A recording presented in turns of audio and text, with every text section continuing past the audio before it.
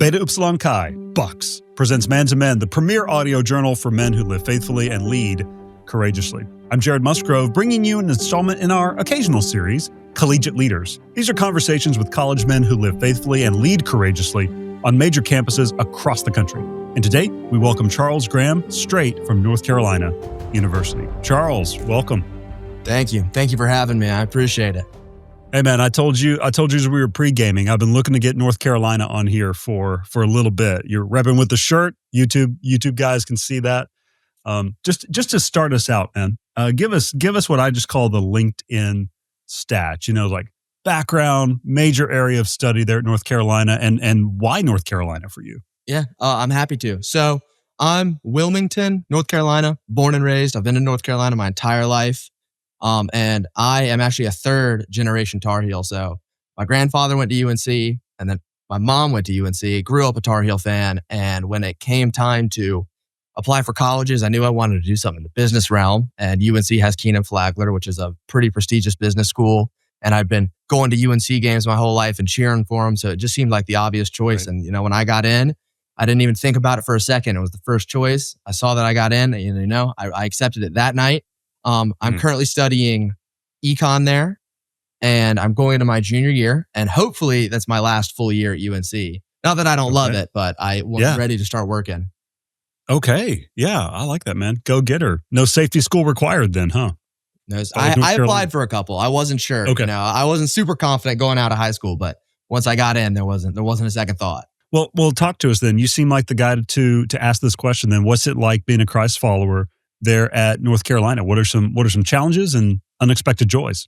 So I think that being a Christ follower at UNC is kind of like being, it's like being a Christ follower anywhere else. I think, I don't know what the narrative is like kind of around the country, or even in North Carolina in general, but I know growing up and when my people found out I was going in, they kind of like warned you, and they would tell you like, oh, be careful. Like you're going to go there and your beliefs are going to get attacked and all these things. And I haven't super found that to be the case. Like people would be like, the way they talk, they made it sound like you were going to like walk into math class and like your teacher was going to be like, hey, I'm your professor. And like, by the way, I hate Jesus. Right. Which has not been the case. I think that it's one of those things where being a Christ follower is easy at UNC if, you go and you try to find the right people and you go to church. And if you kind of isolate yourself from that community, it's definitely harder than it, but it would be hard anywhere living like that. I think some unexpected challenges has kind of just been the apathy towards faith. I grew up in a Christian school. And so as you leave, like going into your senior year and are getting ready to leave, they'll kind of tell you, like, yeah, you've been in this bubble and you've lived in this like Christian school your whole life where all of our classes are focused on Christ and all your friends are like Christian, or at least like, the topic of Christ is coming up all the time. And you're going to go into, out into the real world, i.e. college, and it's not going to look like that. And I was kind of expecting, like I just mentioned, that I was going to go and I was going to have to like fight, and I was going to have to like prove to people that I wasn't scared to talk about Christ. Yeah, like defend your faith kind of stuff. Exactly. Yeah. And I was like ready to do it. I was like, I'm going to go be a warrior for Christ. And then I got to UNC, and it's like people, there's some people who have some adverse responses, but never anything super aggressive. It's just like, oh, like that's great for you. And I'm like, oh, like let's talk. Like you want to talk? They're like, not really. They're just not interested. It's like, it's not that they hate Christians, although I'm sure some people do. I just haven't found them. But it's like, they just don't care.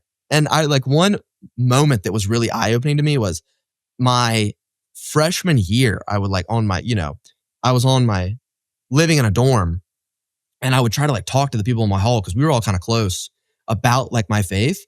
And I would be like, oh, like this and this and this and this. And like, oh, like that's a really good point. They're like, maybe you're right. Or maybe like that is something I should care about. And then they're like, but then immediately their actions would say otherwise. So it's like, oh, it's clear to me that like, which is fine. I'm not here to like hate on them. That is not at all my intention. Yeah. But it's like, oh, clearly like you were listening, but it doesn't seem like you really took what I said to heart. And the one notable night was I met this dude, and he came up and we talked about our faiths for like 3 hours. And I was just like pushing on him, and I was like, hey, like, what about this? And just trying to talk to him and get him to open up. And I felt like we had like a really good conversation. And then like I talked to him, like, he never reached back out. We never really saw each other again. And I saw him like 6 months later, and I was like, oh, like, have you thought about it? Have you like gone to church? Anything like that? He's like, no, like it was a fun conversation, but I have no interest. And I'm like, wow, that's just like, it's shocking. in my opinion.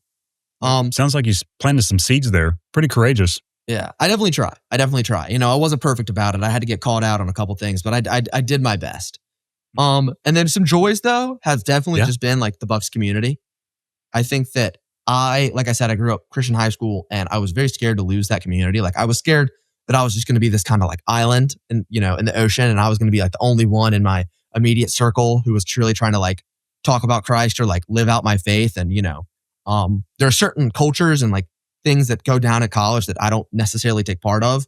So I was very worried that I was going to get left out and not be able to participate in those things. And I like going to BYX, I was kind of like safe from that, where I like have friends who I have a lot of commonalities with, and we can enjoy like a more, I think like Christ focused communion and be able to like do things together that don't require more, we'll say like worldly things. Man, that is interesting because there's and you may be aware of this, there's a lot coming out about your generation right now. As far as, men turning to faith, we've seen football teams talking about Christ, it's been a big year for that kind of thing. But I wanted to ask you, because you're living it, what are perceptions or maybe misperceptions about your generation that you're hearing and you're going like, oh yeah, man, that's right on. Or, hey, I'd like to correct that for the record. There's two things I'll touch on. One is that I think that my generation is very like pessimistic. And that it's like we don't feel like there's a lot of hope. And I think that I've like seen a lot of people and I've talked to a lot of people who I feel are like, yeah, the prior generations just ruined everything for us. And like, like I feel like I talk to a lot of people who like are like just going through the motions and don't have a lot of hope for the future. And in that same vein, then you have people that don't like prepare for the future, who are very like now focused. And I think that where that can get like misinterpreted is that my generation is like irresponsible and like lost and very like vain. And I don't think that's true. That's where I think that people are wrong. I think that my generation is actually very driven. And I think that there's a lot of like misconceptions that we're like the lost generation and it's all just like vapid and super worldly. And I think that and this is subjective. So, don't ask me for stats because then I'll crumble a little bit. But I think that there's more people than you would think who actually do have like, or like strong character and like see what is right and what is wrong and strive after what's right. And everyone's gonna, all fall short. And so no one's gonna be perfect. But I think that there's more people in my generation who are seeing the state of the world and rejecting it and saying, I don't want to be a part of that. I want to live rightly. And then I think people give us credit for. Okay. That's a sign of hope. Any others that you're seeing? Again, you're the man on the ground right now. I would say so. I think that, like I said, I think that people aren't as lost as people think. And I think that people are like, honestly, I think that it's like kind of dumb to say, but just like through the spread of the internet, I think that people who like are in these like isolated pockets who kind of thought like, oh, I can't speak up, I can't have an impact in my community, are like finding out slowly, oh, there's more people like me. Like, oh, I'm not alone in this belief. And that's giving them courage to like go out and like speak up in their own community, not because necessarily maybe that they find support in their geographical community, but because being able to like go and know, oh, like I'm not alone in this. Like there's people all over the world who support me or all over the world who think like me, that gives them courage to go out and speak in their, geographical location while being supported by people more on the internet. Yeah. Well, I want to dial back a little bit and just talk about some of your background. You'd mentioned coming through a Christian school, kind of faith being important, growing up. When did you start walking with Jesus and what's that walk been like so far? Yeah, so I grew up in a Christian household. My parents got divorced when I was 1. And my mom, and I spent the majority of the time with my mom. And she is, to this date, one of the strongest Christians I think I've ever met. I don't think I go a day where she doesn't mention like 3 or 4 things about like Jesus. And it's to the point where she has like faith to such a strong extent, it's almost like comical. There's very little that happens, good or bad, where she's, there's very little good things that happen where she's not like, praise Jesus, he did this for us. And there's very few bad things that happen. So she's like, let's pray about this and let's rely on Christ. And like, that's super inspiring. Like I say it's comical, but in another way, it's like very inspiring. See how much faith she has in Christ. And one of the cornerstones of my childhood that like really like, put that idea in my head was, I remember every morning without fail, I'd go out in the living room and I'd see her doing her Bible study. and like having her quiet time. And I just like for the longest time, and then like once I got older, our schedules got a little misaligned, but for the longest time in my childhood, I would just go out there and like see her doing her Bible study, doing her quiet time. And that was almost like a moment of peace for me because like she's my mom and like no matter what's going on in the world, I'm like, okay, like if she can take time to just come down and like relax and not be stressed, then I can do the same thing, especially when I was younger. That being said, backtracking a little bit, I like accepted Jesus because of my mom, primarily accepted Jesus when I was like 3 or 4. And for the longest time, my faith was very based off of my parents' faith, where I was like, oh, like I just believe whatever she believes. And because she's a Christian, I'm a Christian. And I think that what ended up happening is that in high school, I became very, very, I don't want to say culturally Christian, but I was checking boxes where I was like, I don't drink, I'm not like fooling around with girls. I don't do drugs. Like I try to like keep it clean and I like try to be nice and I read my Bible. So I'm a Christian. And there was no and you go to a Christian school, I mean, that could be one of the challenges there. Precisely. But then like I was doing things where like I wasn't reading, like I would read my Bible, but I would check the box. I'd read a verse, but all right, I read my Bible. And like I wasn't going to church and I like wasn't praying and I just didn't have that like personal relationship with Jesus. And what ended up happening is that I went on this mission trip to Costa Rica and I just felt so inspired by the people of Costa Rica and by the people around me because I went with my school and I could just I felt like I saw them all grow. And importantly, like while I was there, I felt like Jesus' presence in like a personal way. Or like, it felt so strong that I was like, I feel like I could almost reach out and touch him.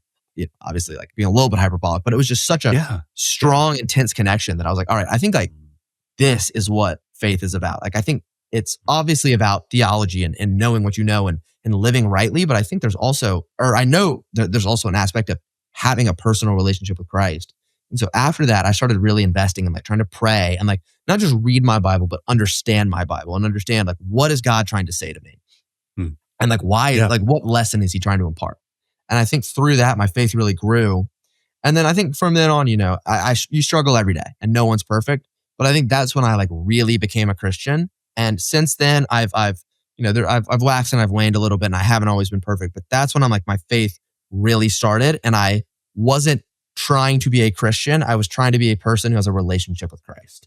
That's an important distinction. Man, how do you find him growing you right now in these days?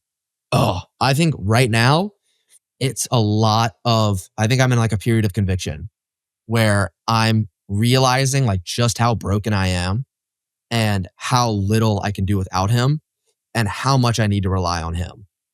Because I think that for a while I had a strong relationship with Christ, I didn't want to I wanted to feel like I could do everything on my own. And I was very much in the I am like a Christian, so I'm redeemed.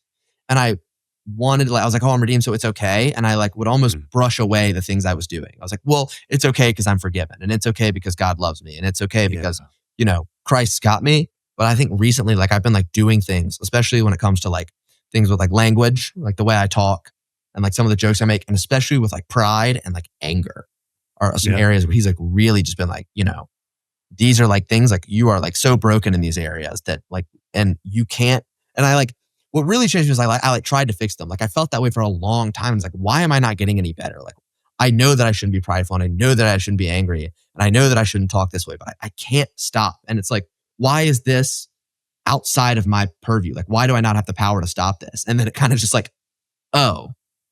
it's because I don't. It's because things like that, it's you have to go to Christ and say, I don't have the power to stop this. I am broken. I am imperfect and I cannot fix myself. I need you to come in and fix me.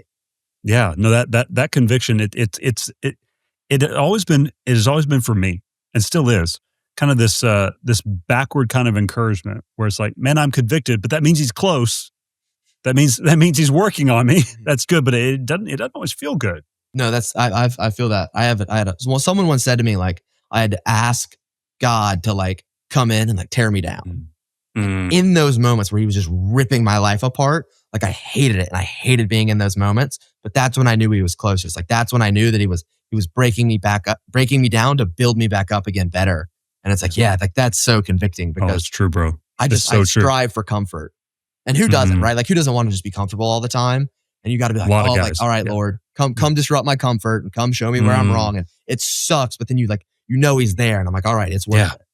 Yeah, you get more of him. That's so good. You mentioned earlier just starting to read the Bible in those early years, kind of getting into the scriptures. What are favorite places or people or passages in the Bible for you these days?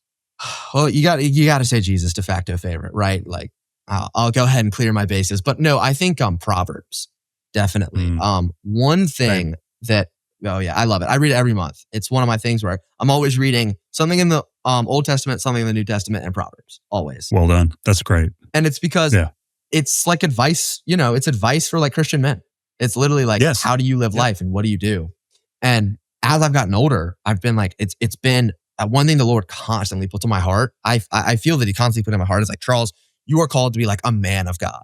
Like you are called like, I don't want to be prideful. Like you are called to be a leader in some capacity. Now, whether that's of like just my household or something greater, I don't know. That's in God's hands.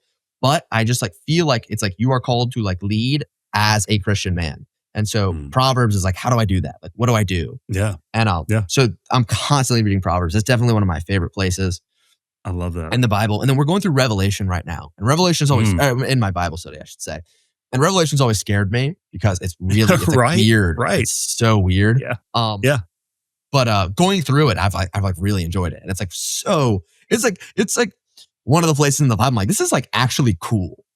Like we were talking about like I don't know if you know this verse, it was like the 7 thunders spoke. And then God was like, don't write down what they said. And me and my friends were talking for like 20 minutes. Like, what do you think they said? Like what went down? And we were like getting excited. Oh, dude, it's completely epic. And you nailed Proverbs. I don't know if you learned this or not in your constant reading of it, but that's the design of the book. It's meant to be a manual for young leaders, for men. That's the entire design of it. We did some episodes on Man to Men last year around the first 9 chapters of Proverbs. You may enjoy it, or the guys listening in may enjoy it if you want to kind of start a deep dive into the book. I love finding guys who are reading that book as much as you are. Man, that's inspiring. I'll certainly listen. I love Proverbs. Oh, it's fun. Oh, same here. Well, man, aside from kind of ancient wisdom guys, let's talk about some current guys or people in your life. Who are men or women in your life whom you most admire? This is where I just invite guys to celebrate, name names. Good friends are a gift from God, I always tell my own sons. So who are those people for you who just inspire you and that you most admire? I got a lot of people, so I'll try to go through them quickly. No, like my mom, absolutely one of them. Like I said, I think that she's really the reason that I'm the Christian that I am today. And she's also just been a great mother, like legitimately so kind and like has so much grace for me. It's ridiculous. I'm like, how do you not hate me? And she doesn't. And she like is like so excited to see me all the time. She's your mom, bro. Exactly. But it's like I do some things sometimes where I'm like, oh, like I'll like look back on it and be like, oh, why did I do that? So that number one. And then number 2 is just, definitely my dad. My dad is like I'm like impressed by my dad is how I put it, where I've been working for him this summer and just like seeing the way he works and like the things he does and like his philosophies on life, like have like legitimately changed my views just in the 2 summers I've worked for him, where like he'll say a thing and I'm like, oh, like that's profound, or like that's really like important. And I think that it's helpful that he's my father because like you always have I think most people have like a drive to impress their fathers. And so when like he says something that's in line with what I feel like is Christ's calling for us as men, it makes like, it can be something I've like struggled with, and it makes it so much easier to like do. And this isn't like necessarily, I'll caveat this with like, I think that Christ's word should be enough. And if it's not, that's a shortcoming on my part, but disregarding that, just like if he says something and I'm like, I've struggled with that thing because I'm so worried how the world will perceive me, or like, this has just been a personal struggle of mine. And then my dad is like, nah, like this is just how you got to do it. Like you got to do it this way. I'm like, wow, like that makes it so much easier. Like the world, I don't care. My own personal struggle, I don't care because like my dad's endorsed it and now I got to do it. So that's definitely someone I look up to. And then also I have an uncle who is just like another like super duper strong Christian. And as someone like when I'm like struggling, when I'm having like a really hard time, he's like, I always call him and he always knows what to say. And he always like keeps it biblically based, which is like super impressive. And it's been like he's definitely like the person who was like kind of helped me through some of my hardest times and been the most encouraging to me. And then some more peers, some people I look up to. Number one, like he's probably gonna watch this, so I'll avoid specifics. Great. Celebrate. But my brother. But I'm gonna leave it at that. He doesn't get any more than that. Oh, come on, dude. Come on. You can't do that. I just watching him found BYX at NC State was super inspiring. And I think that it's evident how the Lord had worked. I think it's very clear how the Lord worked in him through that founding. Like it's abundantly clear that founding BYX at NC State was great for the people at NC State, but also for his faith. And that's like super encouraging. And like you can see his struggle to live out that faith. He's one of those people who like you can tell is like struggling for his faith, and it's really impressive. And then, love it. And then I'll kind of group them all together are just like, I've had the same group of friends since like 7th grade.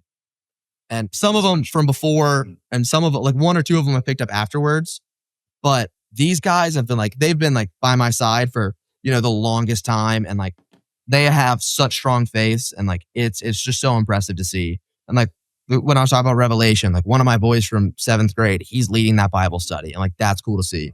2 of them are married, and like watching them like be like Christ-like husbands is like super impressive. And it really is inspiring. I love that. Well, here are some things I'm learning about you, Charles, is that you're a driven man. You lean your ear to wisdom. And I think you're a faithful man.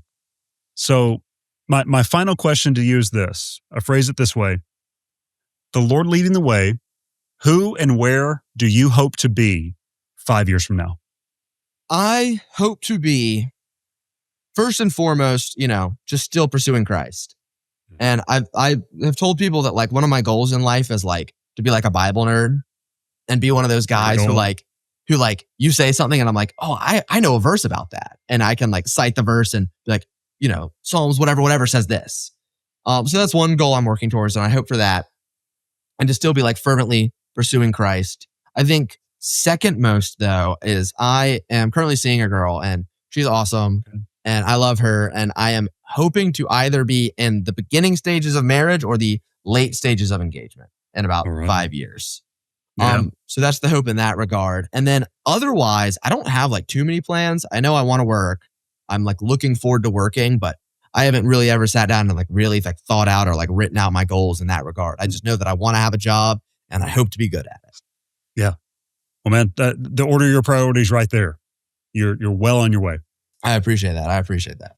Charles, thank you so much for joining us on Man to Men today. Really good to talk to you, bro. I appreciate it. It was great to talk to you. And I'm honored that you invited me. I really appreciate it. Oh, love having you. And like I was telling you as we were pre-gaming, I hope to make it out there to North Carolina here pretty soon. Yes, sir. And we hope to see you soon. All right. Man to Men is powered by Beta Upsilon Chi, commonly referred to as BYX. Our vision is that everywhere, every day, BYX men are raising families, leading in organizations, and strengthening churches to impact our communities for Christ. You can find out more about Beta Upsilon Chi by transliterating our Greek letters and adding a .org. That's byx.org. We are produced, rather well I might add, by the good gentlemen of the Good Podcast Company. For Beta Upsilon Chi, I'm Dr. Jared Musgrove with Man to Men.